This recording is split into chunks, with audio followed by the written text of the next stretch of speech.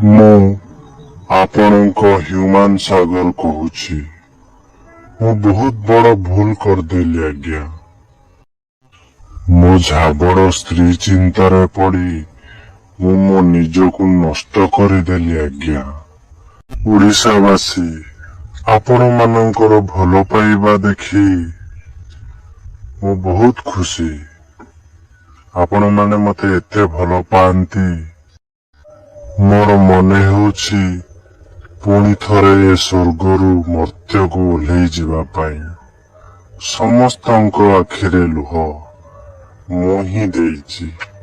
ମୁଁ ଭାବୁଥିଲି ମୁଁ ଛୋଟ କଳାକାର, ଛୋଟ ଗାୟକଟିଏ, ହେଲେ ମୁଁ ଅନୁଭବ କରୁଛି ମୁଁ ଆପଣଙ୍କ ହୃଦୟକୁ ଜିତିଛି। ସେଇଟା ମୋ ପାଇଁ ବଡ଼ କଥା।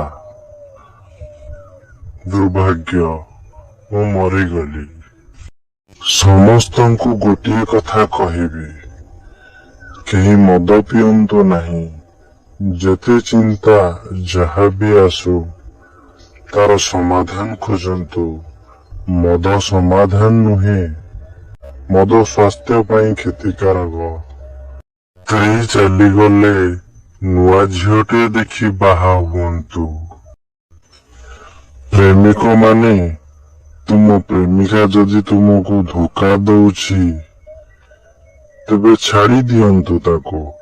ତା ପାଇଁ ଚିନ୍ତାରେ ମଦ ପିଇ ନିଜକୁ ନଷ୍ଟ କରନ୍ତୁ ନାହିଁ। ଆଉ ଗୋଟେ ନୂଆ ମାଣ୍ଡୁ ଖୋଜନ୍ତୁ। ତା ସହିତ ସେଟିଂ ହେଇ ନିଜର ଘରଦ୍ୱାର କରନ୍ତୁ। ଯଦି ସିଏ ଝାବଡ଼ ହେଲା, କିଛି ଅସୁବିଧା ନାହିଁ, ତାକୁ ବି ଛାଡ଼ି ଦିଅନ୍ତୁ। ଡିଭୋର୍ସ କରନ୍ତୁ। କେବେ ନିଜକୁ ନଷ୍ଟ କରନ୍ତୁ ନାହିଁ। ବାପ ମା, ଘର ପରିବାର, ସାଙ୍ଗ ସାଥୀ ଏ ସମସ୍ତଙ୍କ କଥା ଭାବନ୍ତୁ। ମଣିଷ ଜୀବନରେ କୌଣସି ଜିନିଷ ସ୍ଥାୟୀ ନୁହେଁ। ସବୁବେଳେ ପରିବର୍ତ୍ତନଶୀଳ ସମାଜ। ତେଣୁ ଯାହା ହଉଛି ଭଗବାନଙ୍କ ଇଚ୍ଛାରେ ହଉଛି ବୋଲି ଭାବି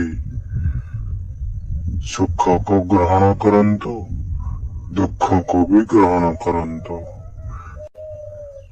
ଜୟ ଜଗନ୍ନାଥ। ସର୍ବେ ଭବନ୍ତୁ ସୁଖିନ।